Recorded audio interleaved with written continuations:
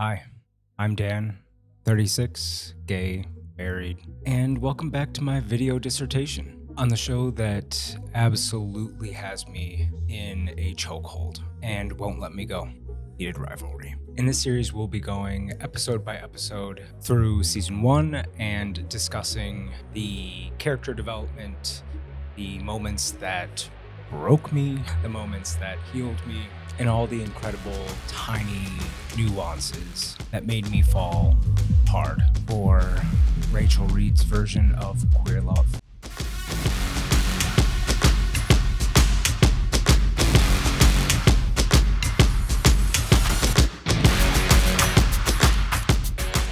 Today we're going to be reviewing episode 1 entitled Rookies. Just as a framework for where we're at, just in case you want to follow along or go back and kind of watch the scene that I'm talking about, I've gone and kind of broken episode 1 into a few kind of key moments and segments. So the first is our boys meet cute at the International Prospect Cup back in 2008. We have the MLH Draft. Then we have, quickly following that, the gym scene where we see them kind of start to first flirt back and forth with one another. Then we have the International Cup 2009, the commercial shoot that Ilya and Shane do together, the infamous shower scene, their first time brunch with the parents, the All-Star game, and the missed plane. And then we wrap it up with the MLH Awards for 2011. All right, jumping in to their meet cute. We're back in 2008 in December. Both Ilya and Shane are at the International Prospect Cup. We get a fairly awkward interaction by our two boys here. Shane being exactly who Shane is and coming up and, introducing himself to and wishes him good luck in the tournament. And the look on Ilya's face is like, what? Who? Okay, sure, thanks. As Shane's walking away, Ilya gets this little smirk on his face. I don't know if he just thought it was funny to make Shane feel awkward in that by not responding to him, or if this is our first kind of insight into the fact that maybe he thinks that Shane's cute. But the little lip bite, for me, indicated that it was maybe more that he thought he was cute and thought it was funny that he, came up to say hi to him. And in order to make sure that, he had the last word, he looked over at Shane and said, you will not be so nice when we beat you. And we get Shane responding with such confidence that, that's not happening. It's kind of our perfect opening scene. We're getting a very clear indication of the rivalry piece of Heated Rivalry. And I think even just in that one short interaction that lasted a minute and a half, we've got a fairly clear picture of how different these boys are. We then kind of double down on this rivalry component, not necessarily just between the two of them, but then more so that the league is positioning them as these fierce rivals, both kind of top of their game and both from countries that historically claim and or produce phenomenal hockey players, both Canada and Russia. And even more so than that, if you think about the stereotypes of Canadians versus Russians, they both kind of fit into those general spheres as well, with Canadians being known for being super nice and polite and welcoming, and then Russians being hard asses and more violent and X, Y, and Z. And the announcers are going through and giving a little bit of a preview for each of them, and they bring up that Shane has an incredible hockey IQ, but is not very sociable, and this plays into what we'll see kind of evolve throughout this season. And I'm 99% sure that this was confirmed by Rachel Reed, who wrote the book series that the show's based on. But Shane definitely demonstrates some neurodivergent qualities. And again, that kind of social ability aspect could be either from that or I know when I first watched through, it kind of resonated at this point because we don't know enough about them that maybe it's just he's like so focused and regimented and dedicated to being kind of the perfect golden boy for the sport that maybe he just didn't socialize because he was so focused on all of the other aspects of the sport and what he's working on. That's then followed with he's incredibly smart, he's incredibly dedicated to the game. Again, adding to that like structural foundation of who he is, which is someone who is like by the book, regimented, and has worked, while talented, has worked really hard to get where he's at. And then right as they're transitioning from talking about Shane to Ilya, you see a shot of Ilya just kind of sitting up in the stands in the dark, in all dark clothes, hood up, just kind of like watching him play. And we see him chewing on the string of his hoodie, which will be something that comes up again at a pretty important time later in the season as they're talking about Ilya and who he is as a player in the league. Strong on the puck, strong skater, strong player, but gets underneath people's skin, which is a surprise probably to nobody. We're again kind of hitting on this theme around like traditional, Russian stereotype.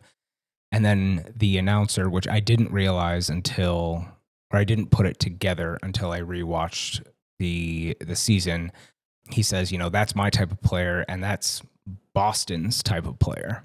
And we'll see that was maybe a bit of a premonition. But then also the same sort of thing. If you think about someone who stereotypically is from Boston versus someone stereotypically from maybe a place like Montreal, people from Boston have a reputation for getting in fights and doing all that sort of stuff. So it's kind of, even though we don't know exactly where they both are going at the end of their rookie season, we're already getting kind of these little nuggets of things that are tripling down on the dichotomy that is Ilya and Shane. In a reverse shot from what we just saw with Ilya in the stands, now we have Shane in the stands, but he's in the stands with his mom. We will develop further the story between both Shane and his mom as well as Ilya and his mom, which both are very significant throughout the whole season. But it was just funny to see him sitting there with his mom instead of alone. And we also get kind of the beginning of some of the visual cues that I'm assuming the director did on purpose, where we see Shane, even though he's got like a black coat on, he's wearing a gray sweatsuit and just is like very easy to pick out from the stands, unlike Ilya, who was kind of masked and camouflaged a bit into the seats. And there's often this play on color between what they're wearing that we'll see really most significantly played in the gym scene. But I just realized, he definitely stands out much more in the crowds here than Ilya had. The camera cuts then to Ilya, who's on the ice. Sounds like the coach is maybe getting them ready for the game, and Ilya is just staring up into the stands at Shane and is kind of like lost in it a little bit. And then the coach goes, snaps him back into it. And he's like, oh, yep, sorry, got to focus on the game here. And we get this, and then we get the shot, which is the end of the big game between Russia and Canada, aka Shane and Ilya.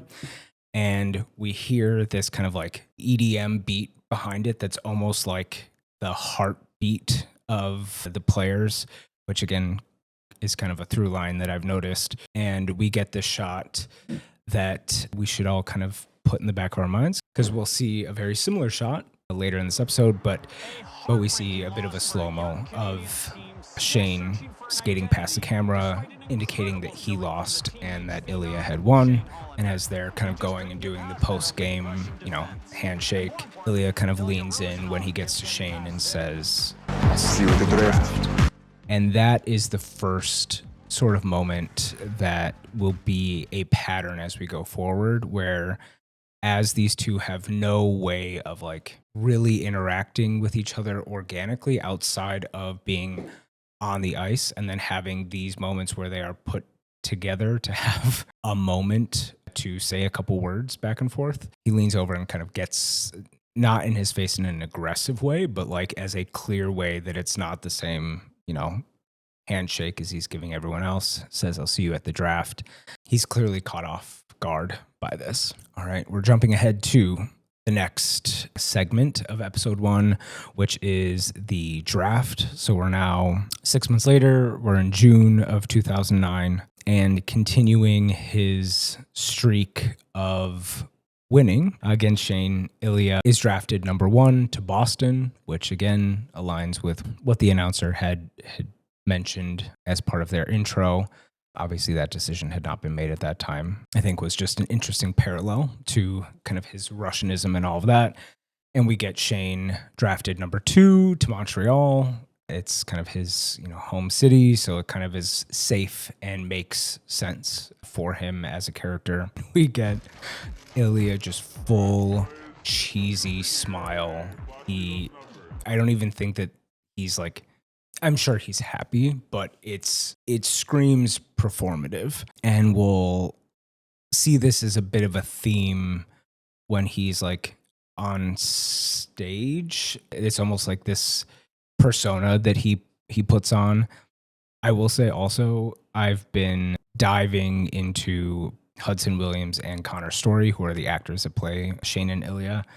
And this is the most Connor looking expression. He's very emotive on the podcast and things that I've seen. And it's almost like there was a little bit of like, if I was to be like a happy person, this is what I would look like. And it's really more of like Connor, I guess, maybe referencing himself more so than Ilya, but a very stark contrast to the usually stoic, puckered mouth Ilya that we'll get to know more as we go. And our poor little Shane.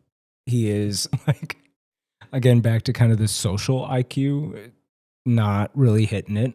He's clearly upset that he wasn't drafted first because in theory, right, he's been the rule follower. He's done all the things that you're supposed to do to be at the top of the game, to do, blah, blah, blah, blah, blah. And so the photographer had to like prompt him to smile. And as he's holding up his little number 2, but it's almost like it's like 1 + 1 = fish to him, right? Like he's like, I can see in his face, he's like, I did everything I was supposed to do. I've been, again, super regimented. I don't drink. I don't do all these things, which we'll learn more about as we go. But he's just kind of a little like dumbfounded that somehow he forced it. I found it very comical. Post draft announcement, we get a shot of Shane with his mom and dad. I'm assuming the GM or the owner of the Montreal team, just talking to them about how excited he is that, they were able to draft Shane. And Shane is out in outer space. He is still, I think, reeling from that math equation that I mentioned. Like, how did I do all these things and not get, drafted number 1? And the person they're talking to says something that is the first of many, many plot points centered around Shane's race. So he calls out, they're thrilled that Shane is Asian Canadian, clearly indicating that it's not something that's been done before or not, historically done in professional hockey, and makes a statement that I'm so thrilled to have you, partially because of that, but that don't worry, you're safe with us. We've historically gone and broken barriers, which is funny because even though we know extremely little about these characters at this point, the reason that 99% of us turned on the show is because we heard it was about gay hockey players. So we're clearly assuming that these 2 key roles are the 2 gay hockey players. And so with this focus on his race, the collective we who are all watching this are like, oh, wait, oh, no, he's also gay. And at some point, you hope he will also be out, which would be, one more thing, I guess, to add to his list of differences that he's carrying. And as they're fading out from that shot, you can hear his mom saying, I'm the world's biggest, Metros fan. That's actually partially how I became Canadian or something. And so her love of the sport and all things that come with it will be very apparent as we move forward. Zooming out, then you get this shot of Ilya looking down at Shane. They're on like different floors post draft. And instead of, it's almost like they let the physical positioning of where they are in this shot act as the indicator of one's on top or looking down on Shane, for example, because Ilya was drafted first. Shane is out of it because he's so stuck in the why. And then we get up to the other floor where Ilya is having a very similar interaction with the, again, GM, lead owner, whoever that is, of Boston. And he is a little out of it, but it's almost like it's because he's just thinking about Shane and is kind of so rarely in the same space as him that he just like can't focus or take his eyes off of him. And we get our first nice big contrast between family life for Shane and for Ilya. Obviously, it appears as if Shane's parents are super supportive. His mom's obviously super excited for him. We're upstairs with Ilya and the GM, and he's singing Ilya's praises. And he mentions, we couldn't pass up on someone, especially with those hands. And I'm sure that means something in hockey. I am assuming like stick handling, whatever. But it's something to keep in mind as we go forward, because the way that Ilya shows affection later in this episode and throughout the season was something that really stood out to me. And his hands are kind of the center of a majority of that. Getting these compliments, it is very evident that Ilya is not super good at taking compliments, probably because he's not used to getting them. So you get this true Rozanov look and like brush off move, which for me has just become like a component of the spice mixture that is Ilya as we see moving forward. And as this is supposed to be one of the best days in theory of Ilya's life, he's drafted number 1. He's going to a team that in theory is going to be great for him. We hear Ilya's dad being like, yeah, he could be good, but he needs discipline. He can be lazy. And as we're zooming out, we see Ilya's dad. He's notably older looking, at least, than Shane's dad. And you get this kind of like sense as Ilya's responding back saying, I promise to work, hard for you, sir. He's almost shrunk to this place where very clearly this is a normal interaction between him and his dad. And you get the Boston person replying back and being like, I'm sure you will, son. And it's the son, like that. If there were the closed captions were meant to give emotion or emphasis, it's like that would be bolded and capsed as like, oh, it's almost like this team could be a surrogate family for him.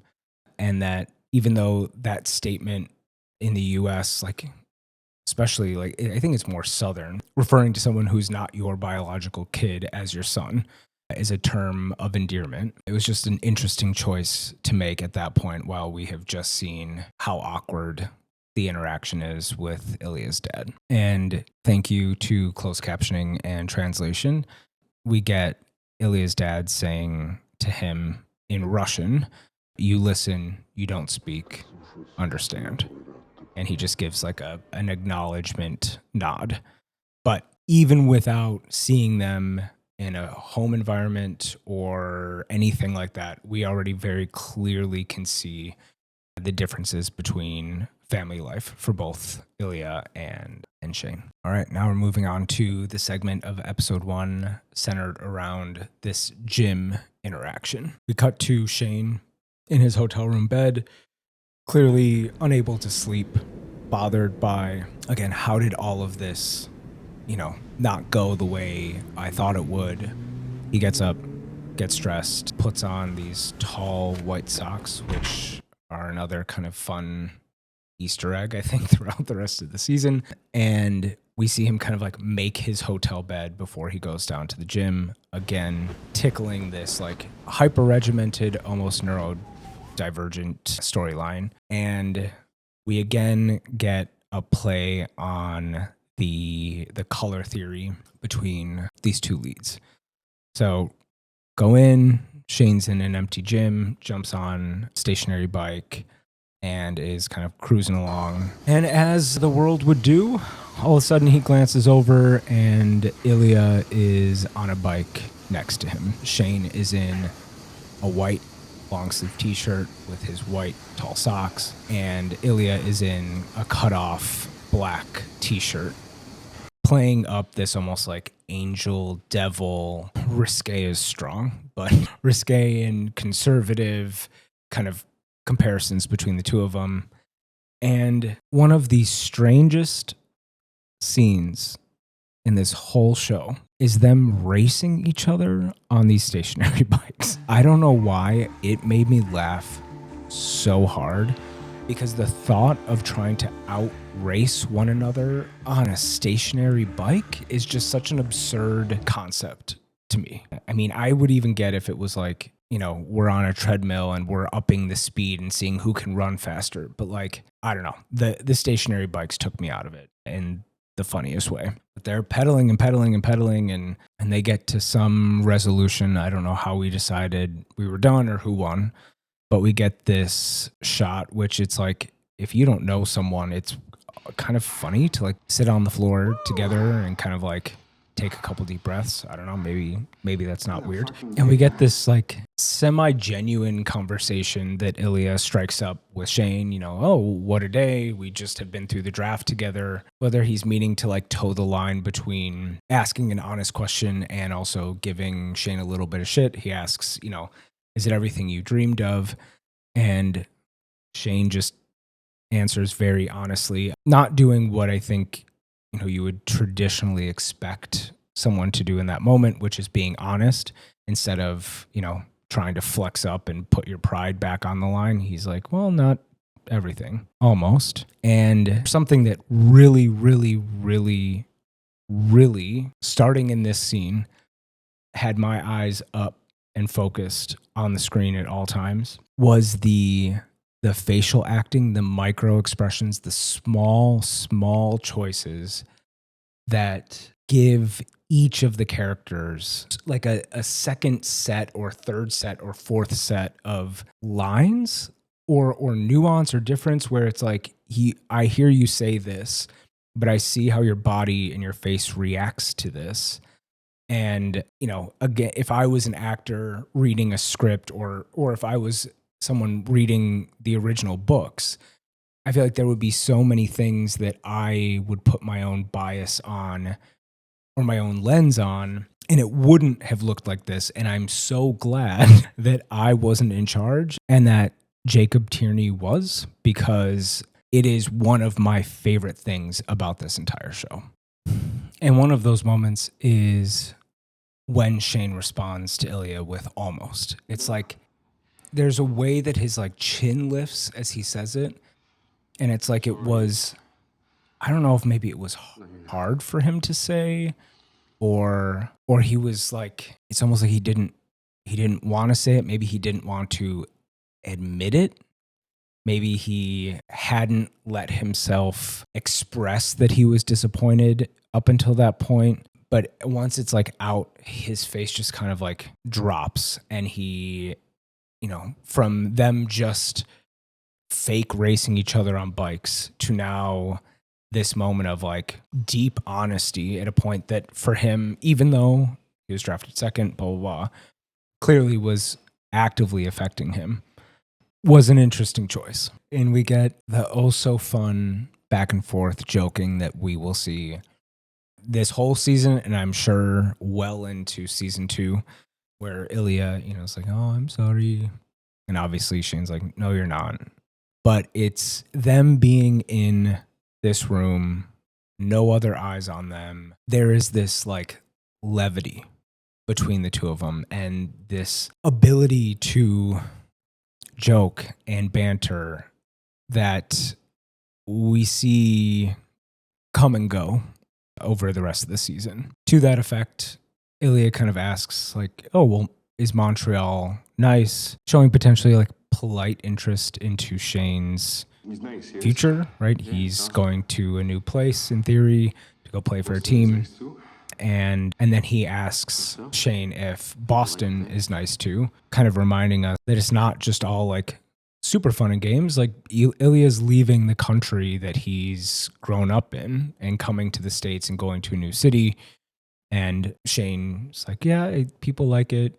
But it was kind of a genuine question that, again, if you were in the mindset of you don't know anything about Heated Rivalry or how nuanced these characters are, my ADD brain that pre-fills in sentences as people are saying them would expect that, as they're joking back and forth that, or if Shane was going to be a dick, you would kind of mess with Ilya and be like, I've heard fill in the blank, whatever bad thing or opinion he may share, but he, answers, I guess, to the best of his ability. Ilya continues their conversation, indicating that, oh, well, we'll see each other quite a bit where we play each other, things like that. And our buddy Ilya is man-spreading. The camera pans down a bit, indicating where Shane's attention or eyes were drifting to. And we can see Shane like blink himself out of this eye journey and look back into Ilya's eyes. It goes kind of quiet between them. They're both kind of catching their breath, but this kind of like held eye contact, giving those silent cues that maybe we're both interested in each other. And at this time mark, we get a shot of Ilya's foot kind of sliding forward towards Shane's, clearly showing more comfort with one another. But, and this is such a strange way to put this, but I have thought about it. I don't know how else to describe it. But the foot choreography in this show and foot placement in terms of demonstrating their closeness. Again, on rewatching, this was the first one that I'm like, oh, that's where this started. And Ilya offers Shane some water, and, Shane, being him, was like, no, waves it off. And Ilya, not to be deterred, shakes the water bottle at him, almost like tantalizing him. Like, I know you want it. I know that you don't want it because it's from me, but I'm going to hold it out and like taunt you with it until you take it. We get this like hint of a smile on Shane. And then the reverse shot of Ilya with the water bottle. We like cut off his eyes. It's like from here to here. And his mouth is so relaxed, and it's almost like he was muttering something, and he cracks a smile. Shane gives in begrudgingly. Like, it's his facial expression is not one where he's like, fine, okay, whatever. It's like, there's some part of him that really doesn't want to do it, but he's going to anyway. And we get our first clear clue that Ilya is at least interested in Shane. As he's handing him the water bottle, he goes and like lifts up his hand to make room for Shane's hand and caresses it as he takes it back. Which actually, if you think about like from a dexterity standpoint, that would actually be kind of hard to do. So I wonder how many times they drop the water bottle shooting that. But Shane drinks from the water bottle.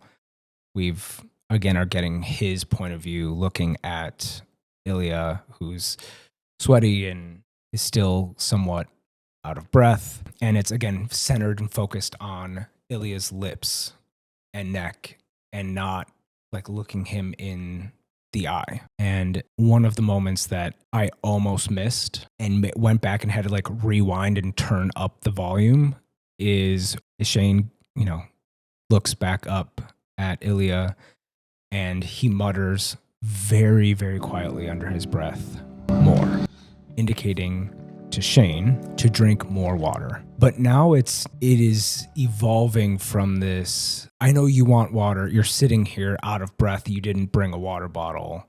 Like it could be perceived up until maybe the hand caress that it's just like someone being nice, right? Like, I know you want water. The way it's said, the shot, the heavy breathing, clearly this is giving us more of a sexual tension than a nice gesture. Shane complies and almost then goes and looks Ilya back in the eye for approval, for the next set of instructions, for something. And when Ilya doesn't say anything, he goes to him, who, let's say, had a big crush on this guy. This is happening. You can convince yourself that the hand caress the first time was a fluke, a mistake, something that you're reading too much into. But of course, Ilya does the hand caress again as a double confirmation that, yes, I did this on purpose. He then takes the water bottle, is drinking from it. And this was such an interesting choice. So we see him, you can only see one of his eyes because he's holding up the water bottle drinking. He's not losing eye contact with Shane. So we see him looking ahead. Obviously, you blink. So he blinks. And then that is followed by a very clear wink. And you can only tell that because of the way that obviously the muscles around the eye contracted because we can't see the other one. And it's almost like he has sent a gust of air across the gym to Shane, and you see his reaction. It's like this. It's like if somebody came up to you and like waved their hand in your face, like you're caught off guard, you startle, you blink, and he kind of, again, in such an under-exaggerated way, like recoils for a second, but still is looking dead on at Ilya. And you see the corners of his mouth, they want to smile. They want to. And he kind of catches it and subdues it before it gets out. But just with that, I think it's clear Ilya knows that he's got his little puppy dog in Shane, and that he is, in fact, also interested in him. And as Ilya's just looking directly at him, Shane like lets out this breath and his like nostrils flare a bit. And it's like, you can tell that in that moment, if Ilya had initiated something, he had him exactly where he wanted him. The regimented self-control version of Shane was not present at that point in time. He was really just at the mercy of this interaction. We get another big jump in the timeline, which we're going to cover a lot of ground this episode. Obviously, we're building the characters, building the backstory that then can be the foundation for us to move into episodes 2 through 6. So we cut to next year's International Prospect Cup.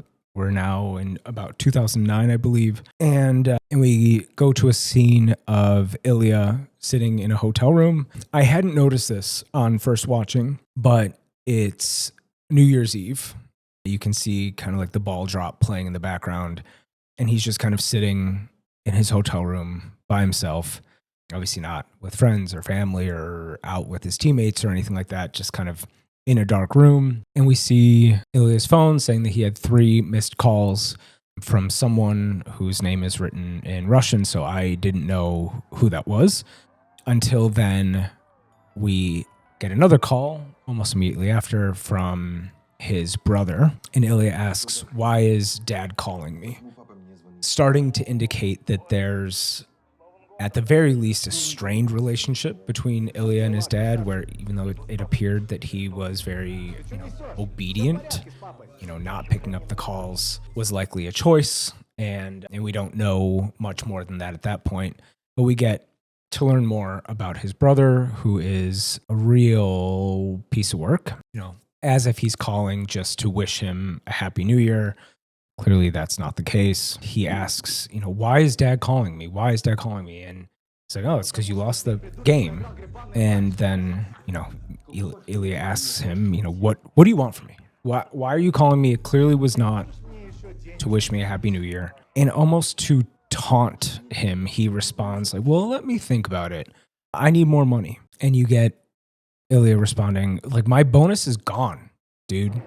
And you snorted most of it, which aligns kind of with the scene that we're seeing here. And we get our first sort of signal about kind of another layer that's going to play a significant role throughout this season, which is the kind of cultural role and that playing into accepted or understood homophobia.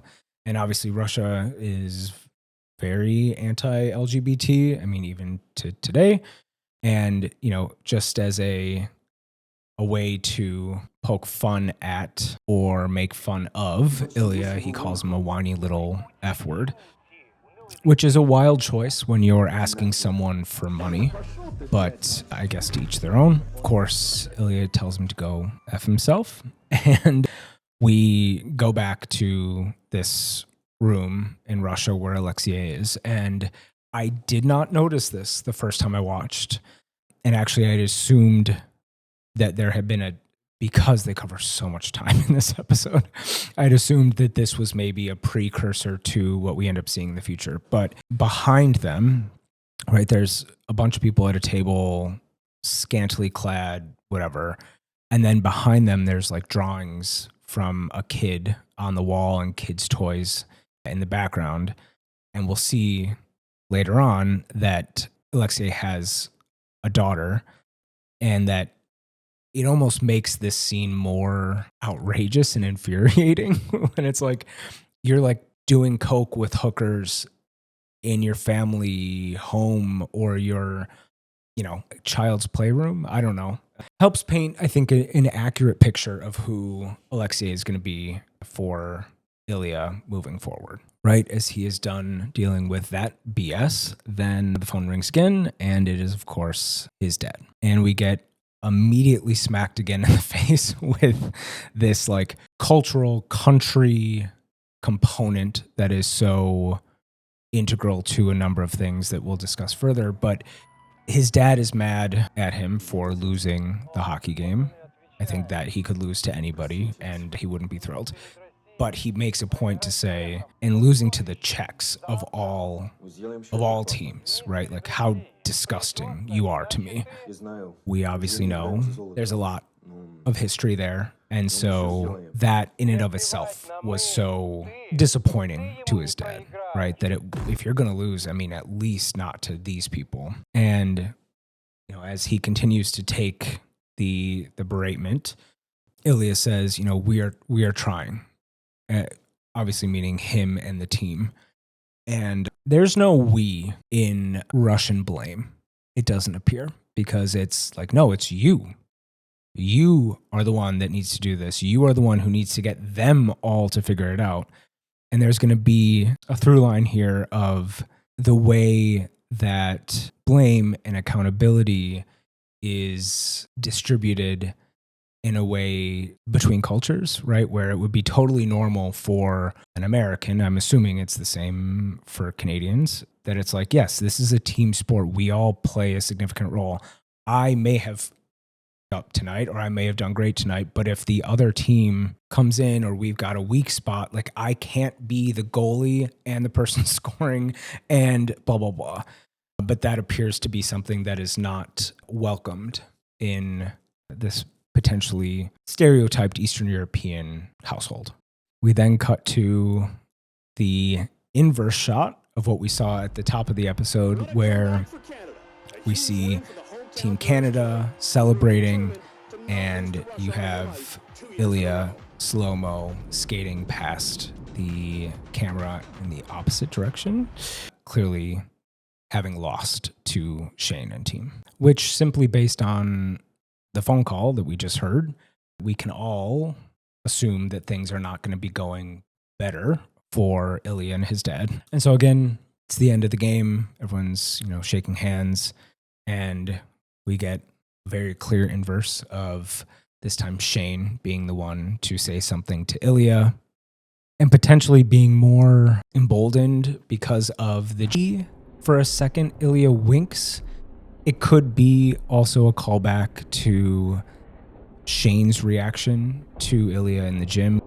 But there was something very subtle there. But again, it's this super interesting choice that they've made where they have these like tiny interactions between the two of them, but in a crowd of people, which are completely vanilla and benign, but it's those few moments that they actually have to interact outside of game to game that they are taking that opportunity to at least say something to one another. Of course, hopefully assuming that that is interpreted as continued interest. And as he skates down the line, it's almost again like Ilya wants to smile, but suffocates that. Another timeline jump.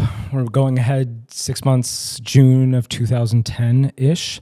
And we've got a commercial shoot that both Ilya and Shane are doing together as they kind of skate up to one another.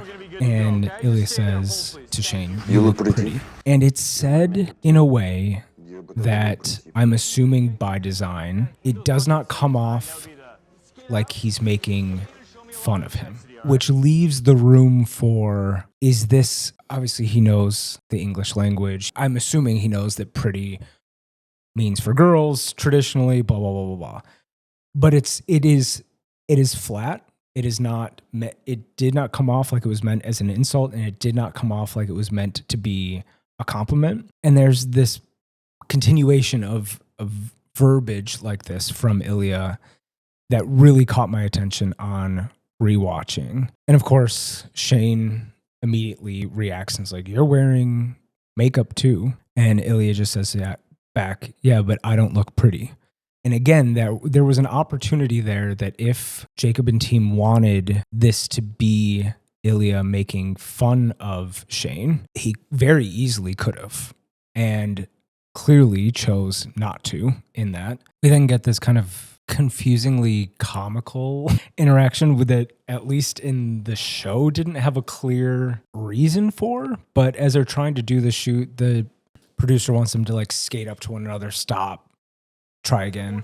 And obviously they're supposed to be rivals. They're supposed to hate each other or dislike each other very much.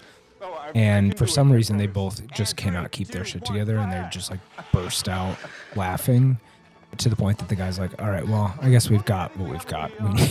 We need to cut." And then we see Shane and Ilya off to the side. Ilya just kind of asks, "Oh, when did you find out that you were doing this shoot or doing this shoot not by yourself?" And Shane's like, he's like, "Oh, I don't know, maybe 2 days ago." Ilya kind of just like nods back, and Shane feels like there's something that he's not getting, I think, in that, and asks, "Well, wait, when did they tell you? When did you find out?" And Ilya just says, "No, they told me nothing. I told them it was my idea." And Shane just kind of looks up at him, confused, obviously. And of course, then he gets called off. But if we think about the number of opportunities they organically have throughout the year to be in the same city, the same rink, it's minimal, right? You have to be playing one another, or somehow get the right draw in playoffs and things like that. And so I'm assuming that this idea that Ilya had for them to shoot this together was meant to be a way to see Shane, A. B, do so in a way where, yes, there are a bunch of people there on set, but they are not in the team context with, other people.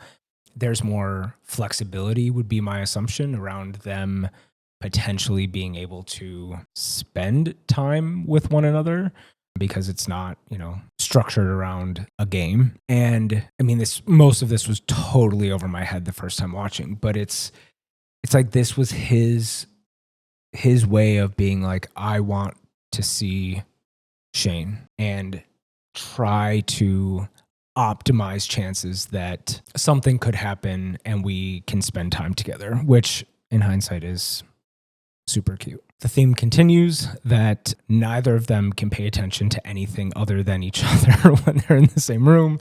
We get a shot of Shane and his mom up in the bleachers looking down as it looks like Ilya's just, taking some B-roll shots on the ice. And Shane's just kind of out of it, not paying attention. His mom's, talking at him. And we see Momager come up. Clearly, his mom is his manager, and she's trying to talk to him about, making sure that he's focused on only wearing Reeboks, just got a big brand deal, blah, blah, blah, blah, blah. And the choice for it to be Reebok is so spot on. Like, I know they've done some rebrands, but traditionally they are a very middle of the road, like average dad from like Iowa type of a brand, which pretty vanilla, fits the Shane archetype at this point. And we again get this reminder that for Shane in particular, his race is a big component in the expectations around him and what he is bringing, in theory, to the sport in being one of the first, Asian professional players. And there's a bunch of people looking up to you. Reminder, there's pressure. Reminder, there's this. And again, calling back to, we as an audience know he at some point is going to have to add gay to that roster. And now on to the infamous shower scene. One of the things that this first episode did that I get why they did, but that made it hard for me to follow along the first or second time watching, was the timeline jumping. We are covering a lot of ground, and I completely missed the fact that them going to the showers is after the commercial shoot. And then I was like, well, why would they be in the gym like the, locker room showers? But they shot it obviously at a rink. And so I completely missed. And so back to my statement about Ilya trying to add Shane to this commercial so that there was an opportunity for them to see each other. That was just completely lost on me the first time through. Similar to the gym scene, which was their first sort of like physical interaction. Shane's already in the shower. Ilya walks in, joins, and they're both exchanging very quick glances back and forth. I always have to remember that like pro or even like not pro players on sports like hockey, it's normal to shower together, right? It's not weird. I am not a team sport person, and so I never did any of that. And so it seemed somewhat absurd that they're like just showering in an open room together, and it's not, meant immediately to be obviously this like sexual thing, but it's through these like tiny glances back and forth, and one holding their stare a little bit longer so that the other person sees, and in this like cat and mouse game back and forth that then gets us to this glance over Shane's shoulder, where I'm just going to say it, I don't think I've seen him give a like seductive look the whole season that even comes within a mile of this look at 14-14. And he's staring at Ilya in the face, it appears, and Ilya's staring back, and Ilya glances down. And my assumption is Shane is having a physical reaction to the situation, which Ilya acknowledges, and that I don't know if it's out of embarrassment or what, but Shane kind of recoils and he tells him to off, right? keep showering. And almost as if he wanted to demonstrate that he also was interested too, Ilya gives himself a hand, which clearly catches Shane off guard, and he's entranced. And we see like the Dom Ilya shining through, just like straight up standing in the shower, staring directly at Shane. And Shane's just like slow blinking, trying to compute what the hell is going on. And we get a little nod from Ilya as if to invite Shane to do the same. And for a second, you can tell it's that like dial-up sound of like, and the clock turning in his brain, like, am I going to do this? But the rational part of his brain kicks in and it's like, not here, right? And marches off. But it's not a no, it's a not here. And I think the part that made me think that this shower scene must have been disjointed from the commercial shoot was that they are the only two people who should be showering at the end of that shoot. And so if there was a safe-ish place to do something like this that, you know, is definitely on the riskier side, this kind of would be it. But as we'll see later this episode, it's very clear that Shane needs to feel very secure in the environment and the safety of that environment before he will explore these sorts of things with Ilya. We then get one of my favorite shot choices as we go back to the locker. So Shane clearly has gotten completely redressed.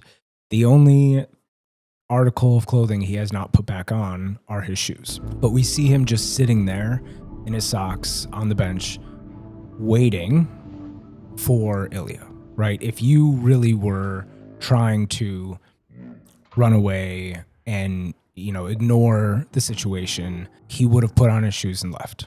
He is clearly stalling, but stalling in such a way that is hilariously Shane.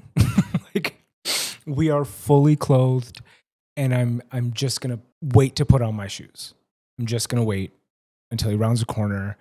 I'm going to have an activity to do. I'm going to make a statement, but you know, you can put your shoes on in like 30 seconds. You have that interaction and then you have an out, the ability to run. And the second Ilya rounds a corner, we start putting on our shoes. He kind of blurts out, you know, we can forget about what happened in there. Just like shooting it down. It's all good. No one saw anything, you know, whatever. And Ilya, being the button pusher, the more obviously emboldened of the two, asks him, is that what you want? And Shane, you know, trying to act so nonchalant and be like, yeah, for sure. Immediately cracks Ilya up. He smiles and laughs and calls Shane a really bad liar. Which Shane doesn't dismiss. He just keeps putting on his freaking shoes. And Ilya just kind of struts over and, you know, obviously positions himself in front of Shane and asks what Shane's room number is. He takes kind of like a deep breath and just looks up at Ilya like a little puppy and tells him 1410. And he says it in a way that there's almost like a question mark at the end. It's like not almost as if like he is unsure about everything, even potentially, you know, his room number. And to redirect Shane's focus, Ilya just like adjusts part of his towel and kind of like retucks in the edge and asks, well, if I come to 1410 tonight around 9, ... Mr. We can forget that this happened. Yes, that's what I want. Very quickly fills in the rest of his sentence again in this like space and tries to almost like mirror Ilya in the way that he responds, which is, you know, I might answer. And not to be outdone, of course, Ilya responds with, well, I might knock. And as he says it, it's like, you know, when two people are, it's kind of like the stereotypical when there's two guys that are like trying to intimidate one another and they do like that. I look like I'm almost going to hit you, but I kind of like stop myself almost to like egg you on. There's like a very subtle shoulder flex forward that Ilya does as he walks away. And it's almost as if he's saying, I'm challenging you and the bullshit that you just said because I know you're going to answer that door. I know you are. Again, these movements in motions are so subtle, but kind of perfectly fill in between the lines of exactly how these two guys are feeling or at least wanting to be perceived. And then this song that begins to play, I had never heard of, and I had to look it up. It's by Feist. It's like 10 plus years old, but it's called Sea Lion Woman. And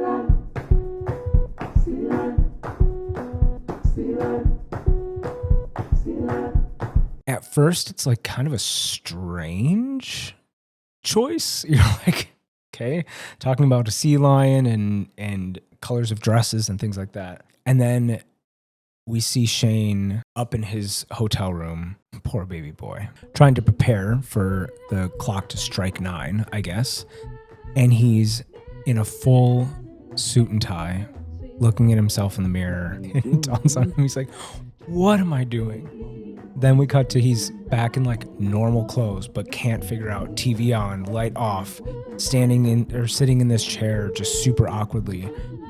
And as the music builds, I'll put in an audio clip here, but it's almost as if the song is mocking him and that he's just a sea lion, like clapping his flippers, performing for people. And it was just such a unique song choice to then pair with the insanity that was, him trying to get ready for Ilya to come over. And they, unlike, honestly, most interactions like this that most gay people have, uncloseted or closeted, there's usually an app involved that says what your preferences are. You have a very brief description about what one another are looking to do or not do, what you're into, what you're not into. He was going in blind of like what could transpire. And we soon find out that this is his first time ever hooking up with a guy. So he really is flying pretty freaking blind. But it was definitely a moment in that short lead up scene that just kind of like melts your heart a little bit. It's, I think we all at some point have been getting ready for like our first date or having someone over, for the weekend for the first time or to go on a trip with someone for the first time. And you're like so nervous that you're just unsure of what to even do with your body and thinking everything through 700 times. It was just very reminiscent of those days, and I think also really important to show as a somewhat foreshadowing moment that described how new this experience would be for him and how uncertain and almost like infantile he is in his like growth trajectory for coming out and being with men and all of that. As a funny little twist, as Ilya is in the elevator going upstairs, the elevator doors open and we see Shane's mom standing there. And she's like, oh, sorry, I'm going down. I pressed the wrong button. And clearly she recognizes Ilya. And they both kind of are staring at each other kind of awkwardly. And right as the doors are about to close, she reaches her hand in as if to shake his hand, and the doors close. And he's just like, oh, all right. Editing Dan here. I definitely was thinking this, and for some reason didn't see it, or it somehow got clipped out. But not only was it just an awkward interaction, obviously, he's about to go hook up with her son, who's in the closet, blah, blah, blah. But it also calls back to the very, very first scene of the series, and thus this episode, where you see Shane walk up to go like shake Ilya's hand, and he's like, what are you doing? So it's just a funny parallel with mother like son. All right, back to the video. Gets upstairs to 14, and the music cuts the second that hotel door is closed. In a shock to no one, yes, Shane answered the door. And the first exchange they have is, I thought you were going to chicken out. And Shane, trying to puff up his chest, is like, I'm not a chicken. And then we start to see one of Shane's go-to habits, lines. I guess I don't know how to describe it, but in moments where he feels uncomfortable, he always wants to like sit down and talk. Ilya is not really in the mood to talk, and I'm sure picks up on the fact that these are just nerves coming out of Shane and not, him actually wanting to, discuss something. And Ilya is like, not really, and just like gently places his hand on Shane's stomach, and you can feel Shane just melt instantly just by that touch, which again, this is his first ever experience with a guy. We also get the first uttering of a theme that we will see throughout the rest of the season, basically around this being a bad idea. This being obviously them in a more broader sense. Obviously, he means it more so in this moment around them hooking up right now. But that there is a growth arc from probably the shame or the risk of them potentially being together, what the consequences could be, that all leading to what hopefully at some point will be love between them being a bad idea. And this is just kind of the first introduction to that verbiage in that talk track. And Ilya asks Shane, what is a bad idea? And we get the first scene where we are seeing, there's obviously sexual intimacy, but just like physical intimacy and how Ilya in particular demonstrates that. And he kind of grabs Shane's face and leans in gently to give him a kiss. And the way that, again, Ilya in particular touches, caresses the different parts of Shane's face throughout the season are some of the most like beautiful little moments that, for me in particular, kind of eroded away at my concern that we were going to get this like flat, archetypal, I'm the man, you are my female counterpart. And he's just, obviously their intentions for this interaction are driven by what happened in the shower. But the choice to have this like almost hand choreography demonstrate a level of tenderness and softness and not just like get down, and added a really, really important layer to both of these characters for me. And especially this side profile of him kind of like holding Shane's chin with his thumb on it. All right, sir. And he immediately follows it up with, his hand on the back of Shane's head, running his, fingers through his hair. And Shane is lost in it, as any of us in that situation would be. And we get this short moment where you just see like Shane's mouth is kind of like agape, and he's just like, I could hear the internal dialogue of like, oh my God, oh my God, oh my God. Like, this is, holy shit, this is happening. And to the lighting design crew, you did that shit in that hotel room. Right as Ilya takes his jacket off and you see even just like his shoulder, right, as he's in a tank top, almost like giving us a lens in what Shane is seeing, right? He is taking in every single nook and cranny and tendon and muscle. And I just thought that was perfectly lit to highlight, like, this is what Shane has wanted for a long time in theory, and that he's like relishing in finally getting Ilya, but this moment with him. We then get to see a little bit again of Shane's panic as Ilya takes off his shirt. Shane goes and is like frantically trying to take off his pants and not doing a great job at it. And there's this kind of momentary pause where it's almost like Ilya senses that Shane is nervous, that he's, fumbling with his belt and whatever, and just kind of like pauses and again goes and just grabs his face. Shane makes it clear what he is interested in doing and proceeds to do so. And we get a bunch of physical clues after a very short time that he's doing a good job. And he tells Shane to stop. Shane pops back onto screen.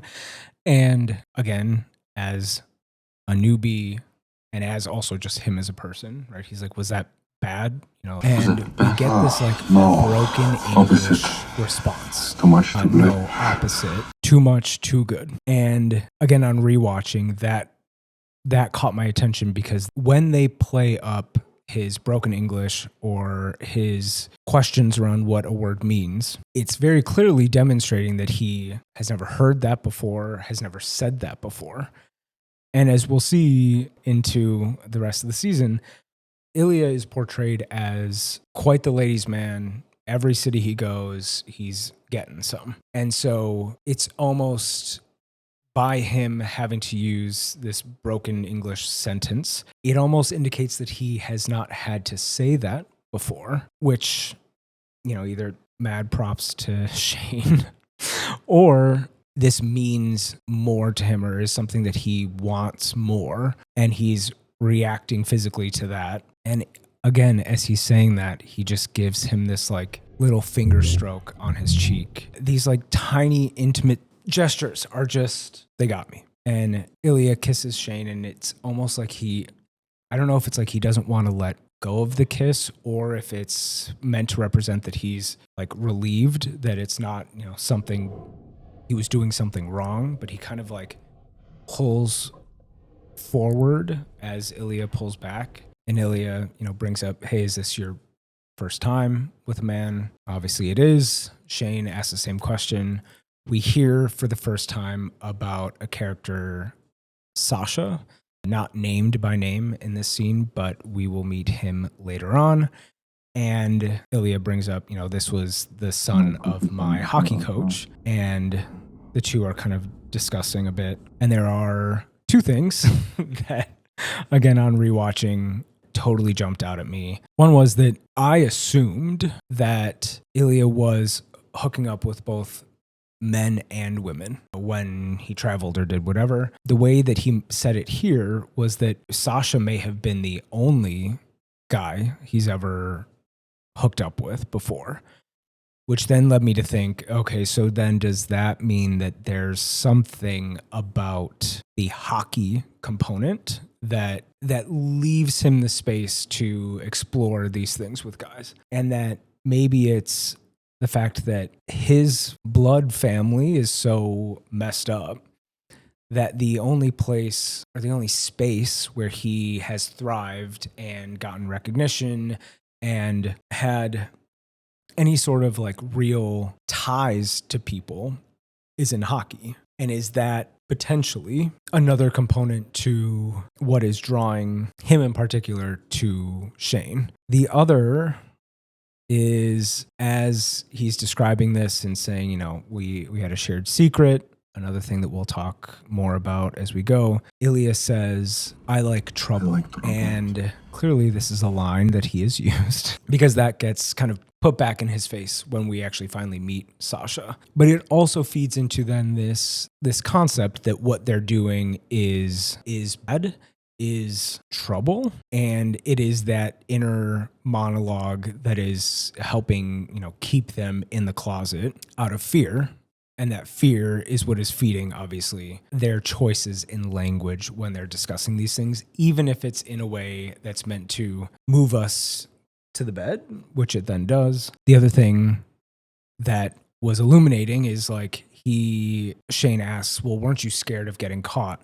And Ilya says, no, we had obviously a shared secret, but it was nothing serious. And in rewatching that line, again, thinking about in my head, like if we're looking at the closed captions, bold, meant to be heard, is that maybe that fear of things getting too serious and not being able to easily walk away may be something that holds their progress back as we move forward. And to triple down on my comment around his broken English moment, he then asks Shane a question about whether or not he liked what he was doing before in perfect English. And Shane responds and says, oh, well, that really rolls off the tongue, which means this is probably a statement that he makes often. And they're flirting back and forth. Again, Ilya is like putting his hands on his shoulders and is being tender with his touch with him, but still ribbing him a bit of like, would you like me to let you? But this is definitely playful flirting. We see similar conversations between them that are more so inflammatory or maybe meant to be. But in this, you can tell they both are kind of locked into this level of banter. As we've now moved out of the hallway to the bed, Ilya's getting undressed and looks up at Shane, who's just standing there shirtless and almost desperately, almost like pleadingly is like, hey, it's not fair. I want to see you too. Like, why are you not doing what I'm doing right now? And again, I'm giving Shane grace on this one, but he just stands there and he's like, well, you saw me in the showers. And it's like, well, yeah, dude, what are you doing? Like, come on. And after a little coaxing, he goes and, starts getting undressed. And we see now that second imagery, similar to him like making his hotel bed when he went down to the gym. He's like folding his clothes as he's taking them off. And, the way that Ilya was undressing was just like what you would expect, right? The fastest path to no clothes. But it again acts as a really nice way of us to see the dichotomy between these two people. We get Shane now unclothed, walking up to the bed and just is like nervous, anxious something. And he just kind of like looks up at Ilya and is like, okay. It's like, yes, teacher, I did this work. Check off the box. It was just funny. And then, of course, Ilya, I think at this point understands that he's going to have to kind of navigate and drive this interaction. And he, tells Shane to get on the bed. He, Easter egg, also reaches them behind his head and throws the decorative pillow on the ground. Missed that the first time through, but we know that at some point there are a lot of decorative pillows being discussed, and it is clear that his love of them has not changed from episode to episode. And then we get Shane on the bed, laying like a corpse with his socks on, which is like right when I thought you had taken all your clothes off. No, you have not. You've still got those tall white socks on. And it's like that little security blanket or something that he needed. And then we get this awkward, we're like laying there together. So what do you want to do? I don't know. But Ilya jumps in the driver's seat, and as he's doing what he's doing, we get another new kind of sneak peek of a theme that we see moving forward, which is asking Shane for consent and or making sure that he feels comfortable with what's going on. Again, if we were to take this script, remove all the nuances of these characters and dissolve them down to stupid archetypes, right? Like the stereotypical Russian, macho, I'm the athlete guy. I can't say that I've seen them portrayed overly interested in asking about consent, which was a really, I think, important choice that was made. Shane goes back to doing what was happening in the hallway. Doesn't last a whole lot of time. And what was interesting was that Ilya pulled Shane off before the conclusion. They, in post bliss, whatever, Ilya kisses Shane, and then we get again this kind of joking where, not bad for your first time. And Shane tells Ilya to F off. But again, they're using only their last names. That is a key thing to pick up on as they're trajectory goes. And it's almost as if like using their last names only keeps them in the rivalry part of things, because that's how they're talked about. That's how they're referred to in the hockey league. And so when they talk to one another that way, it's like they're almost coming from that perspective or that distance. And that once you start hearing first names introduced, to me, it was a signifier of their closeness. And then just as I was saying that Ilya was not giving us archetypal whatever BS, then I'm not entirely sure he was joking. He may have been, but he said, okay, that was fun, and goes to roll over and, insinuating that he's going to leave. And obviously Shane's like, are you serious? And the rebuttal is, what? What, do you need something? It's like, no, come on. And we get this shot of Shane kind of like looking at him, and as Ilya looks back over, just like going back to staring at the ceiling with his arms crossed, like dejected and obviously hurt. And I don't know if it's in that moment that Ilya decided to get his shit together, or if the short dialogue prior was all meant to be a joke the whole time. But he swings back over on top of Shane, and again, did not notice this the first time. But if you look at how they are positioned, little foreshadowing, and also something that was clearly a choice, because organically, if you were to roll over on someone's laying down and you were to roll over on top of them, it would make more sense for you to have your legs on the outside of the person laying down. And that's not the position we end up in. But almost immediately that choice seems to like, again, melt Shane back down. His arm is on Ilya's tricep, and almost to challenge the assumption based on what we had just seen, Ilya asks, do you think I'm an asshole? Right? And Shane's like, I know you are. But again, saying it in this like playful tone and not in a way that he, I think, actually believes it, at least when he's saying it in this moment. And Ilya says, I would not leave you like that. And it's in this moment, obviously it's like sexually charged, but it is still, again, breaking all of the assumptions that our brains, or at least I'll speak for myself, my brain would have assumed that a role like this would do. And he, in this way, is demonstrating that, like, I'm going to take care of you, or you can trust me as a person who wants this too and wants you the way you want me, that sort of stuff. And by saying that, you get this shot of Shane looking up at him and saying no. And it's like, you can tell he just like has heart eye emojis going everywhere in his brain and is really starting to fall for this guy. Ilya goes to return the favor and does not pull away pre-conclusion, which I thought was interesting. It's why did you... I don't know if it was a choice that was meant to give space for, this is your first time. I don't know if you want this conclusion, but that Ilya was comfortable enough to do it. I just noticed that.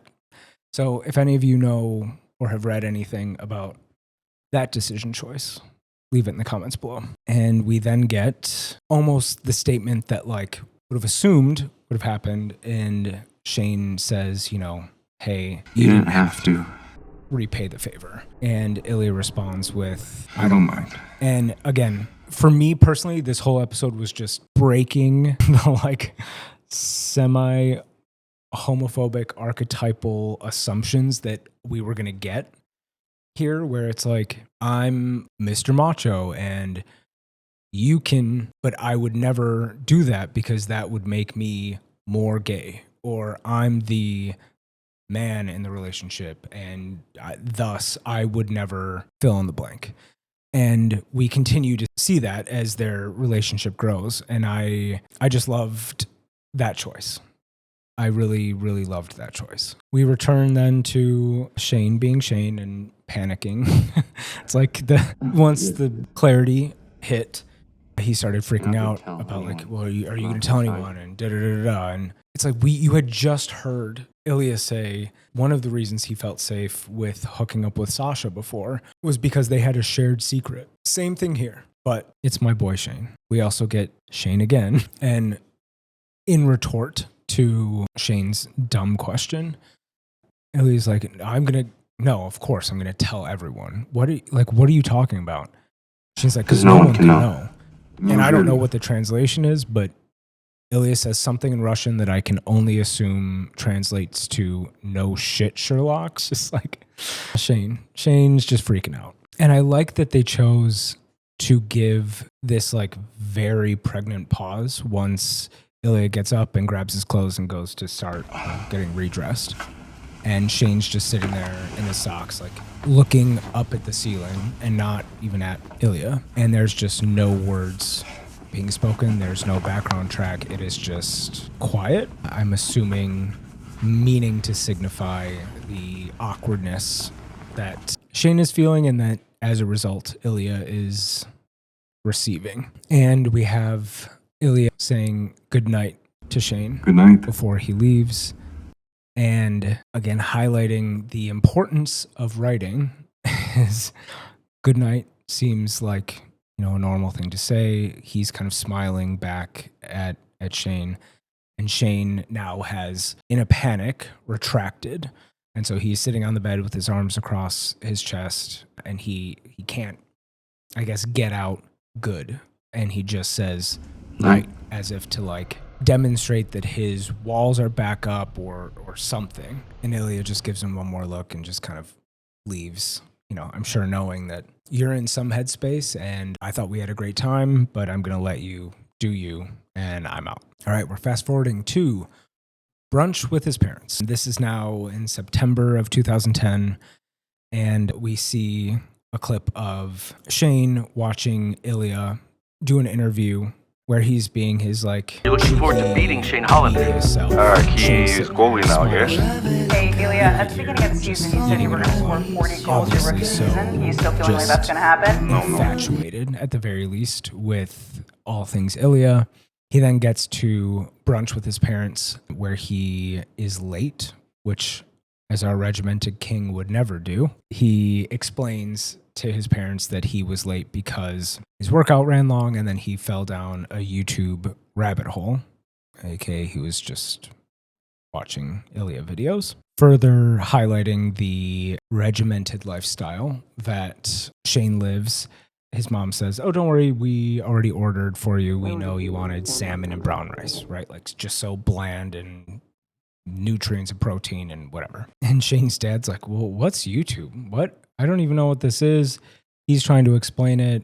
His mom, Major, interrupts and explains that she just got an email back from Rolex is in. They want to sponsor Shane, which is obviously a huge deal. And in the email, we get further like confirmation of the things that we already know about Shane as a character, that they're like, he's so smart and serious and handsome and, will be the future, basically advocate and golden boy for the sport moving forward, adding to the industry pressures for him to continue to be kind of the way he is. You also see the differences between Shane's parents. So you have Shane's mom, who is clearly business focused with him and pushing him as his momager. And then the dad, who's just there for like comic relief, and he's like, "Is Rolex on YouTube?" Like, clearly, so YouTube is like a video portal site. I'm not convinced I know what any of those words mean. So a rabbit hole is where you. And Shane begins to explain what a rabbit hole is, and I'm assuming, lies when asked like, "Oh, well, what was the rabbit hole you went down?" And he explains that it was about unexpected friends and gives a couple examples of different animals and whatever, cow and a duck type of a thing. But one of the examples he gives stuck with me, and that was a snake and a baby.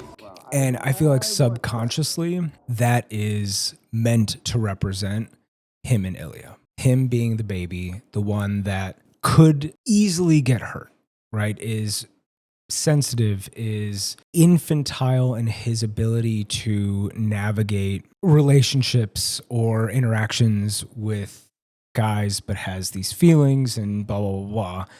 And then you have Ilya, who is perceived as this strong, venomous thing that should be not handled, or, I mean, at best handled with care, and that you should always be wary of what could happen because it's so, these animals are so erratic and you just never know what's going to happen. But when you think about it, it really is like kids are super resilient, but they need to learn. That is what they need to be able to, become adults that can, function and manage. And snakes, when you see them strike, even if you don't understand it, it's because they feel like they've been cornered or pinned or are fighting for their lives, even if your intention was never to harm them. And it just was like a perfect sort of like parallel that to me was like, oh, that's you two, and they are unlikely friends. And everything that you would think from a surface level about Shane and Ilya, there's like no way that this would ever blossom into something. I just thought that was a really cool kind of Easter egg or nugget that stood out to me. And then immediately after that, his mom jumps in to share that she went on a rabbit hole of Ilya's interviews and things, including the one that he was just watching. And she's kind of going off about him saying that he's going to beat some goal record or beat Shane in goals this year. And it's like him. And I'm sorry. And Shane's like, yeah, he's an asshole. And all of a sudden he gets a little bit lost. He's smiling, just thinking about the last time he called him an asshole. They were on the bed together. And then in this like comically awkward way, which I'm assuming was done on purpose to highlight that it's not part of their day-to-day rhetoric, and that likely this like it's slightly homophobic, not really, kind of statement. She follows up with, instead of just like him, him right in the butt. It's like such a strange moment, but when you think about it contextually with the call that we got from Alexei earlier in the episode and him happily, calling Ilya a whiny little F word, it was an interesting parallel, which I think partially is family related, but also I think in a broader sense is representative of, again, the cultures or the countries that they both come from and the level of comfort with homophobia, obviously contrasted with, gay romance or relationships. They then get the opportunity to see each other again, albeit on the ice, when they're playing one another. And we get one of these like small, short interactions on the ice between Shane and Ilya as they're, going in tied. Who's going to win? Montreal wins. We then get a glimpse of Ilya sitting back in his hotel room watching the post-game interviews. Shane is talking to a reporter, interestingly in French. Obviously, French-Canadian, I mean, most of them speak French, so that's not surprising. What's surprising is the choice to do it in French. And it made me think, I'm like, oh, I wonder if there's a version of this that is meant to equalize or normalize language as a through line. We will see in a later episode, probably one of the most incredible scenes, probably from this season, where there is this difference in language between him and Ilya and not knowing what one another is saying. But we have, again, Shane doing this post-game interview. Interviewer asks him specifically about, how do you take to people comparing you to hockey's version of like Tiger Woods and Serena Williams, who clearly are massive athletes who have broken barriers in other sports based on their just incredible skill, but the fact that they were that skilled and their race. Again, we are reheating these nachos. Like they are making sure that when you leave season 1, you know that a big component of what the industry is burdening Shane with is the ownership of being the first major Asian hockey player, which then it's like, okay, yeah, but also, guys, he's gay. We got other burdens to carry. And then we get, little Mr. Pouty Pants, Ilya, back in his hotel room, just being like, how does it feel to be perfect? And even then, he's mocking Shane. And thank you for asking, and like kind of calling out, his like media training or whatever in French. And you're like, okay, not sure why that bothers you, but yes, the boy that you are obsessed with that you won't admit also does speak 2 languages. We then get a wonderful phone call from Alexei again, and he is calling to ask for money. The room that was a party scene back in New Year's Eve is back into family mode with his crying daughter, and he needs $20,000. Not an insignificant ask. And you can see Ilya trying to set a boundary, even if it's very small, of like, I'm not sending it to you tonight. Like, you're going to have to wait till tomorrow. And Alexei's, it's like, it's midnight here, bro. Like, I'm not going out of my way to run down. I don't even know where you would go to send someone $20,000 in the middle of the night. But it's clear by this point that it wasn't a one-off with the phone call on New Year's Eve. This is the state of their relationship. He is the ATM. And we get another little moment where it's Ilya asking Alexei about his dad, or their dad, I guess. And it's not explicitly stated, but there is an arrangement that we learn about where this money is not just necessarily to help fund Alexei's partying. There's more to that where his dad is concerned. And we get our first kind of sign of what may be going on. Ilya says, he asked me when I was going to come home and bring bread or something like that. And Alexei is like, well, he's stupid. But obviously, Ilya's in the US. He's playing all the time. And it begins to bring into question why, obviously, his dad would ask that or think that. We then fast forward to the All-Star game, which is in January of 2011. And we get this press conference leading up to it where we have, again, the 2 biggest rivals in the sport sitting up and talking. It wasn't overly clear on what triggered him in that moment. And then I thought back to the scene before this and the other things that we've heard. It's not necessarily a loyalty to Boston. I think it is an understanding that there is immense pressure from his family, from his country, which, as I mentioned earlier, Boston can act maybe as like a surrogate for Russia in this conversation because of the macho, whatever. But clearly he kind of is struggling. And Mr. Media Training, Mr. Perfect, right, has a great answer for the reporter. They then take the question back to Ilya, who just, in his perfect Russian way, is like, yeah, what he said. But then you see them both kind of wiggle their feet together underneath the table. And this again kind of calls back to that scene in the gym and scenes that we'll see moving forward. There's this like soft, quiet intimacy that they're able to achieve. And at this point, very much obviously under the radar, under the table, to show and confirm with one another that they're there for each other, which is beautiful and a shock to no one. Another moment that obviously in cinematography is made to feel quieter and more private than it is. But Ilya looks over. Why would you, let loose? It's not Shane's style. Ilya is like, oh yeah, we were out and I think I'm going to call it, who is clearly trying to swallow a smile. And as he sits back, we see Scott Hunter just sitting right next to him. And there's no way shooting, that he Rook. didn't hear Thanks. what just happened.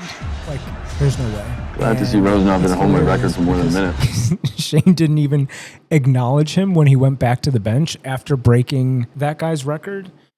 And Scott asks Shane, like, well, what did Ilya want? Oh, nothing, just shit talking. It's like, obviously that wasn't it.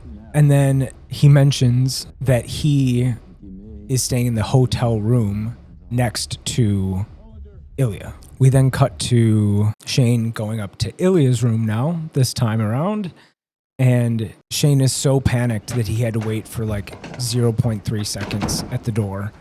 Mainly because now he knows that Scott Hunter is right next door. And if he was to walk out, like, the jig's up, you know? And even though he's mad, they kind of just like jump back into each other's arms. Clearly it's been a while since they've had time together. And it was fun to see the parallel of Ilya was waiting for Shane to get there and sitting in the chair, similar to the way Shane was the first time, but much more cool, calm, and collected. Again, we get a very clumsy derobing from Shane, but they're both clearly just like eager. We get Ilya just like picking up his baby boy, bringing him to the bed. Again, our boy Shane is rocking nothing but socks. And Ilya, I think at this point feels like he has an idea of maybe how the two of them would fit together in the bed tango, and tells Shane to roll over on his stomach. And again, we get this consent dialogue of asking him if he's nervous. No, it's like, it's okay. We don't have to take it to this level. And in a fairly vulnerable position, Shane mentions that he has a tool that he's practiced with before. I think just like being caught off guard. Laughs and asks, you know, what color? All those sorts of things. And Shane, feeling made fun of, unsafe, whatever, rejected, is like, I'm going to leave. And Ilya, in just showing, I think, his true self, is like, in a cute way, like, no, I want this to happen. And there's clearly a pattern that when Ilya softens a bit or is tender with Shane, he just like can't handle it and just like melts. And so he immediately kind of like calms down. And, you know, Shane, being somewhat paranoid, is like, we're not going to do it here right next door to Scott. It's probably a combo pack, actually, of I want this to mean more because this will be his first time doing this with someone. Not just like rushed, I ran up to your hotel after we played hockey together and blah, blah, blah. Probably another part of it is then the fear of being found out by Scott and other people in the league. Again, Ilya doesn't push him any further for that. He's like, okay. And we get for the first time the signal that this is something that both of them, but mainly Ilya, wants to happen again. And so he says, as he's looking at Shane, he's like, okay, So next time. And hearing that, like, cracks Shane. He looks up at him, like, water in his eyes, like, next time you want this to continue and to happen again, almost. And Ilya leans in to kiss Shane, and he's like so excited but caught off guard that Ilya said next time, and that this could mean this isn't a one-off. This isn't a, you know, this, that, and whatever. Like, this is something that we could be planning for and expecting when we are together in the same city. And his eyes are like welling up, and he's just looking up at Ilya, like he's just so happy to have heard that. And again, we've had this like hotel to hotel thing. We find out that the next time that they're going to be together is in 2 weeks, which again is a short period of time, given how much time we've covered in this episode. They're going to be in Montreal. So, hey, ultimate privacy, you're home, Shaney boy. And Shane's like, well, where would we meet? And he's like, are you homeless? You were homeless. What are you talking about? Shane's like, no. He's like, okay, well then we'll meet at your house. And it's an apartment. And Ilya now is getting to know Shane well enough these cyclical patterns of into it, panicking. And he just looks down. He's like, Hollander, you are having panic attack. And I don't know if this was meant to take pressure off of it or downplay it, but he's like, it's just a plan to like relax. It's all good. And he leans in to kiss Shane.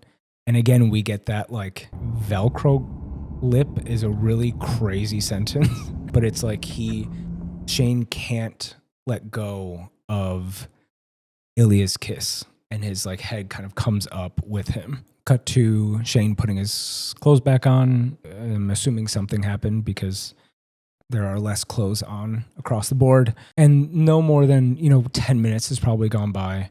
But now we're recapping the plan about meeting together in 2 weeks. My boy Shane, that neurodivergence is on display. I think Ilya has been fairly patient up until this point, and we may have just like reached our maximum threshold for the day. But we get our first, Oh my god, Hollander, you were so boring. which is a verbal stim toy for me. I just can't I can't get it out of my head, and every time I want to respond to like text, I want to use just a GIF of Ilya saying you're so boring. But he just gets up to take charge of the situation. We're not doing a 30-minute monologue to get to how do we make this work. And so he just gets up, asks Shane for his phone, and enters his number under the fake name of Lily, which is nice and close to Ilya. And then Shane goes into Ilya's phone as Jane. Again, very close. And I completely missed this the first time. That up until this point, it was completely up to chance whether or not they would have an opportunity to talk to one another, to give even a hotel room number, because they had no lines of communication other than those moments on the ice. And I was like, oh, no shit. Because they probably, this was what? This was in 2011. It's not like social media is for us now, where you can just pull up someone and DM them and, and have other pathways to gain access to someone. This was like, you guys have been completely doing this by chance, which I'm sure would increase the anxiety of like that answer to, oh, there's a next time. I had not appreciated that at all the first watch. And then with the upswing of this all going so well, we have phone numbers, we have a plan. We have a plan that's 2 weeks away and not a plan that's months and months away. We get one of, in hindsight, the most annoying scenes, which is Ilya's flight being canceled and subsequently the game against Montreal being canceled. We all obviously were wanting them to finally have this like crescendo of fill in the blank, but in the hopes that that was going to be the catalyst for a more meaningful relationship between the two. Because it's canceled, now that they have each other's phone numbers, I was supposed to be playing this guy and probably doing some stuff with him tonight, but instead I'm sitting and having this like domestic meal with my friend and his wife, contrasted with Ilya getting back to his house and being surprised in the dark by our first incredible female counterpart, who is Svetlana, who has just been like waiting in his dark house in his jersey, which was interesting. Scares the shit out of him. And we see their dynamic. Of course, we've heard that Ilya is a ladies' man and gets around. This is the first introduction to someone who really will act as his counterpart throughout this season. She, is like looking at his phone as he's, I'm sure getting a text from Shane. He's like, who's Jane? But we demonstrate Ilya's bisexuality when he picks her up and, kind of puts her on the table and stuff. And in the final scene of this episode, which has been a whiplash, we see the MLH Awards of the year. Again, sort of acting as a contrast to the draft. this time, Shane wins. We get this interaction with Scott Hunter at the bar where I think meaning to joke maybe about his age, he calls him Mr. Hunter. It is Mr. Hunter. Which, okay. Rosenoff comes up again. Scott asks Shane, a very innocuous question of like, oh, where's your boy Rosenoff? He's like, my what? Oh, I don't know where he is.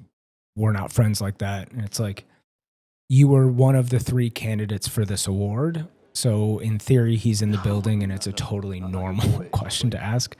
But obviously that caught Shane off guard. And even though he doesn't know where he is, he kind of does like the back pedal dance. And I think between not getting a text from Ilya, feeling like something's off, Shane gives in to taking shots with the OG crowd.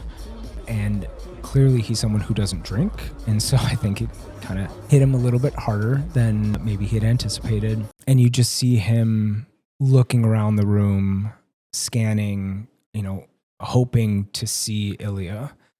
Because again, these are very few moments in their careers where they get to like be scheduled to be in the same place, the same room together. And he goes out to the rooftop deck, I'm assuming to kind of get some air because he's maybe a little schwasty, also just like claustrophobic in the room. And he sees Ilya sitting up there. Of course, he's smoking. And Shane makes a joke about it's probably not jumping over, losing this award. Ilya clearly picks up on the fact that Shane's drunk. Shane being Shane is like, no, I'm not. And Ilya is like, no, good for you. It's a big night for you. And clearly Ilya has feelings about how this went. I honestly don't think it has really anything to do with the award, but more so the consequences of losing that award with his family, with da-da-da-da. But Shane, rightfully so, kind of lashes back. It's like, so what if I won? Why are you being such an asshole? And like, I thought there was something that was starting to happen and that you could be happy for me in some way. And he says, all you do... Oh my God. Okay, so I just ran out of space on this SD card, so we need to wrap up this episode. So far, I have recorded 3 hours and 45 minutes. Holy shit. Shane is hurt that Ilya couldn't even be like present in the room for Shane's win. He's like, you didn't get to take another victory lap around me. You beat me all the time at everything. And that based on what we saw from a game perspective, that's not true, which makes me think that this obviously is more than just their tally back and forth, but he feels maybe that he's at the beck and call, that their relationship, if you want to call it that, is on Ilya's terms and not his. And he says, I win one thing and you can't even show your face. And it's a room that you're supposed to be in. Underneath his breath, you hear Ilya say something about it wasn't about that or something. And Shane kind of pokes him and he blows back at Shane with not everything is about you. Okay. He is clearly very upset. And again, based on what we've seen up until this point, it is other pressures, it is other things that are on his mind. And these are all things that are obviously invisible to Shane. And so he has no concept of even like what else could be driving Ilya to feel the way he does tonight. And after a bit of a yelling match, they both kind of take a second, chill.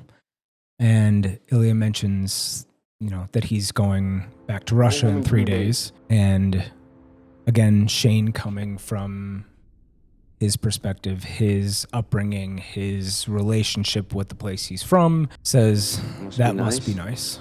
And Ilya just kind of gives him this like, wake the up look, which was kind of a confirmation of what I had assumed, is that it's that anxiety and pressure of going back to Russia to his shithead brother, to whatever the hell is going on with his dad that we'll learn more about. Again, with then losing this and other things, just kind of was too much for him to be present for Shane. And he gives us this like nod and an inhale that's like, you can tell he's trying to course correct how the first part of this conversation went.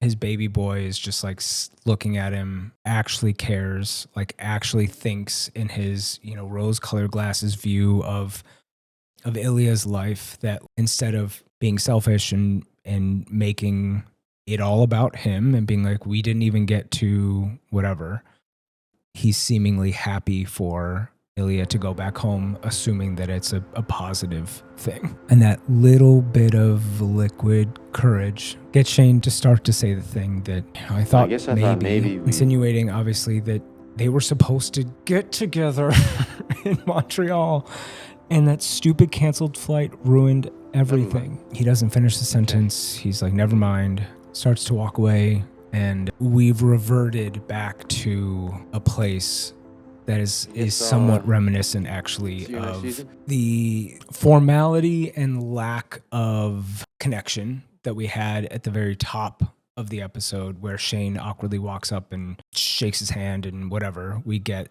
him saying, well, I guess I'll see you next season, right? Like we've devolved all the way back to the beginning, and puts his hand out to shake his hand. And Ilya, I think, just knowing that this is him retreated, demonstrating his pain, but not burdening him with it or whatever, just walks down and just kind of pushes him up against the wall and kisses him. And it carried on to a length that I thought, okay, maybe these two have like gotten all their stupid anger out. I think it was probably the booze that turned down Shane's reaction timer, because then it clicks, they're at an event for the MLH, for them. Anyone could walk up here.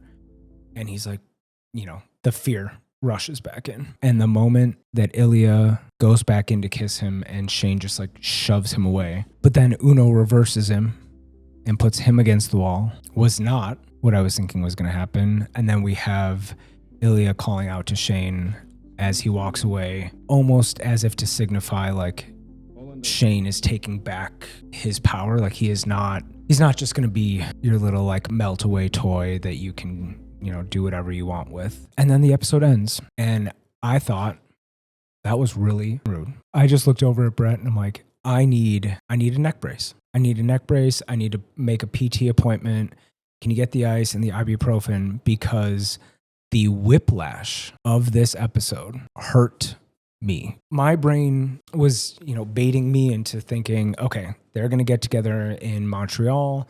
They're going to have this moment. It's going to be the thing that kind of catapults them to the next step. This is going to continue to evolve from here because, hey, we had some missteps and some little things, but like, we're all good. And then you have something as inconsequential as a flight being delayed. I don't know if that just gave enough space for Ilya to reunite with Svetlana, or if the disappointment turned into resentment or whatever happened. But like, boys, it is not that serious. Like, you guys could have done that tonight. You guys could have made plans. You have each other's phone numbers. Obviously, Ilya would have to text you back, and I'm sorry, he's bad at that. But I was just like, so bummed. And I know it's the first episode. It just felt like we went through so much time in their timeline that it made me sad that like we didn't get for them some sort of like a happy ending. And not that it's the end, but like something positive to take you into the next chapter. But we've got 5 more episodes to go. So, why make me happy with the first one? Give me whiplash. Let me put my neck brace on. So just as a wrap up, because again, I said I've been filming for almost 4 hours about this 40-minute freaking episode. We got to see how through color story, filming, other ways, we constantly highlighted how different the two of them are, right? Ilya is someone who has a very complicated family relationship, which we'll triple down on in the coming episodes. Shane has seemingly loving and very supportive parents who are very much involved in his life and his career. You have the pressures of the industry who in the league who are not necessarily consciously, but constantly are pitting them against one another in these high stakes situations, whether that's awards, winning the cup, those sorts of things. We see the nuances of what is a normal cultural state as it pertains to homosexuality. I think if you are a gay person in the world, you are aware of Russia's current stances on these sorts of things, but we see it in the language, in the degradation, in the lack of warmth that both Ilya's dad and brother show and say to him.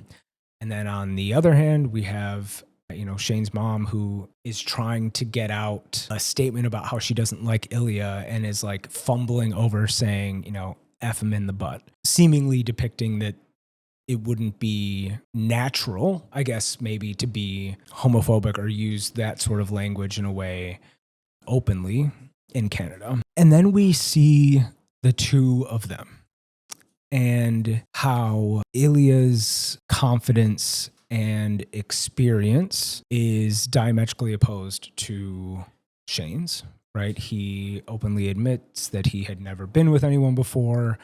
We see his giddy awkwardness come out in the scene where he's putting on his suit to have a guy up to his hotel, and that he is, for a majority of their interactions, trying to, just figure out what to do, but is letting Ilya lead.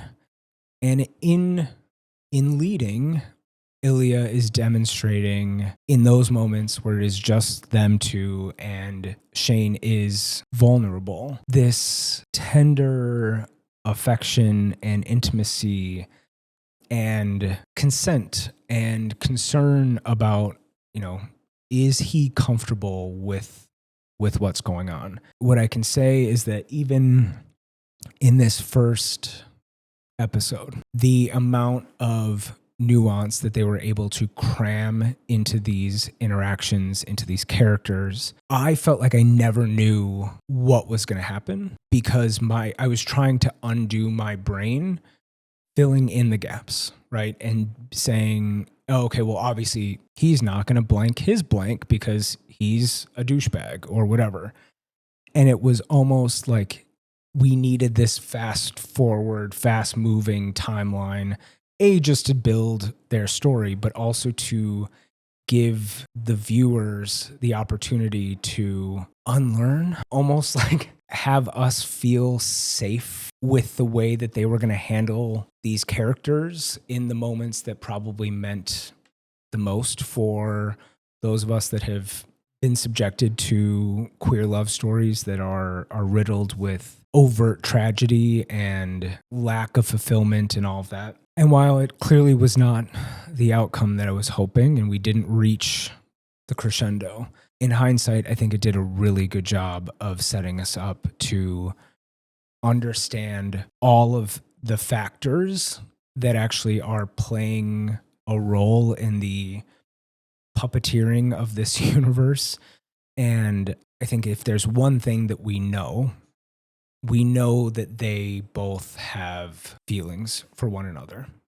And they didn't do some up shit and let Shane leave that rooftop without kissing him or doing something to demonstrate that he does still care about him. So that was episode 1 of season 1. I posted the video kind of overview and introing this series the other day. As we speak, that video has 11,000 views, which thank you all. I made it because I was Googling to try and see people's reactions and see if they saw the things that I saw. And I absolutely did not expect this sort of response. And in that video and the hundreds of comments that have come in, many of them kept referring to a statement I made around I had like 4 hours of footage that I was trying to cut down to 1. And everyone was saying, give us the 4 hours.